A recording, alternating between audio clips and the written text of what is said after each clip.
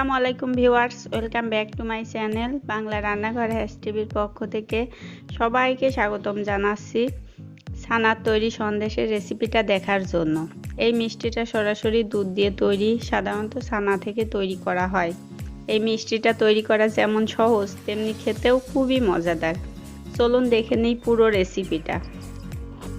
ছানার সন্দেশটা তৈরি করার জন্য আমি এখানে 1 কাপ পরিমাণ ছানা নিয়েছি। এবার হাফ কাপ চিনি দিয়ে ছানার সাথে চিনিটাকে ভালোভাবে মিশিয়ে নেব, যেন ছানার সাথে দলা বেঁধে না থাকে।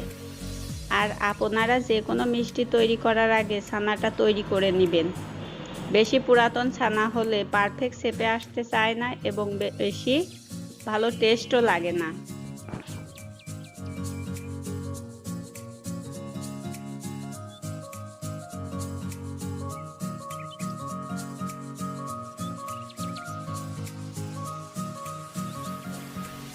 এবার চুলায় একটা পাত্র বসিয়ে দিয়েছি। পাত্রটা গরম হলে এর মধ্যে দিয়ে দেব 2 টেবিল চামচ ঘি। ঘিটা হালকা গরম করে মেখে রাখা ছানাগুলো দিয়ে দেব।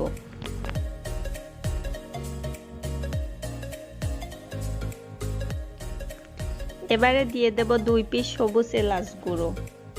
এরপর দিয়ে দেব হাফ কাপ কনডেন্স মিল্ক। এটা ছানার মিষ্টিগুলোকে আঠালো করবে।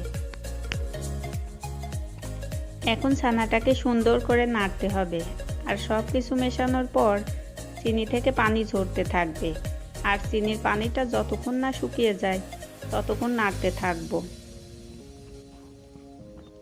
এভাবে যতক্ষণ আঠালো ভাব না হয় ততক্ষণ এটাকে নাড়তে থাকবো। এই সন্দেশটা তৈরি করার সময় অনবরত নাড়তে হয়, না হলে পুড়ে গেলে ভালো লাগে না। এভাবে মিনিট 5 নাড়ার পরে চিনির পানিটা শুকিয়ে গেলে আমি এটাকে চুলা থেকে নামিয়ে নেব। এখন আমি যে পাত্রে সন্দেশটা সেট করব সে পাত্রে ঢেলে নিচ্ছি। এবারে একটা স্প্যাচুলার সাহায্যে চেপে চেপে সেট করে নিচ্ছি।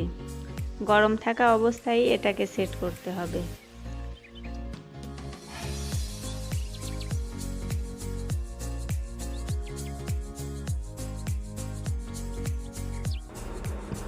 তো বন্ধুরা, আপনারা দেখতেই পাচ্ছেন এটা আমার সেট করা হয়ে গেছে। এখন আমি এটা ঠান্ডা হওয়া পর্যন্ত অপেক্ষা করব। সন্দেশটা ঠান্ডা হয়ে যাওয়ার পর এবারে আমি এটাকে একটি ছুরি দিয়ে কেটে নিচ্ছি। আপনারা আপনাদের পছন্দ মতো চিকন অথবা মোটা শেপে কেটে নিতে পারেন।